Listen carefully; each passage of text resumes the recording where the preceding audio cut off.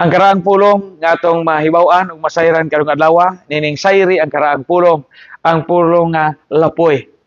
Tagsa na tigamit niini. Kung nindot kay ni nga pong, no, mga idaran gamitan ninyo ni mga batan-on, gamiton nato ni. Unsa man ang pulong nga lapoy? Naa sa Salmo baya na. Lapoy na ang akong kalawasan. Gahulagway sa langgam nga naglupad nga diin naa kaniya ang kakapoy. Umiyan kag lapoy na akong lawas. Puti pasabot na iti na imong kusog, nahurot na imong energy. Sama sa langgam nga sa panahon sa ting-init, way matuka, naglawan-lawan, naglupad-lupad, hangtod ni abot sa punto nga lapoy na iyang lawas ug mohop kini motugpa sa sanga. Aron dito siya makaangkon, maka-regain og new strength. Lapoy, kikapoy. Exhausted, tired. Di ba sa itong kinabuhi makatagamtam ang punta ni ini?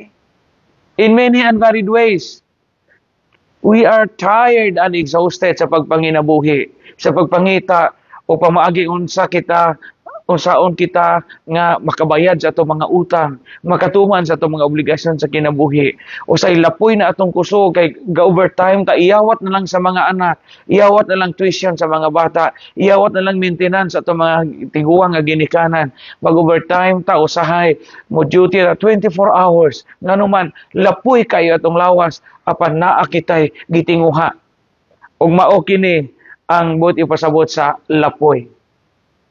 Sa atong kinabuhi usab mo abot ang punto sa atong kinabuhi sa pagtuo nga murag we are exhausted. Labi magdahili ang mga problema nga atong giatubang adlaw-adlaw, magkaligid ang mga kalisdanan o gumunhap nga atong masinati, makatagamtam kita nining lapoy nga kahimtang.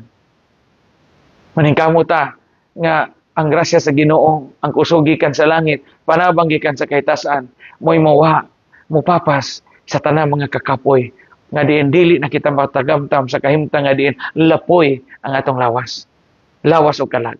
Sayri ilha ang karaang pulong.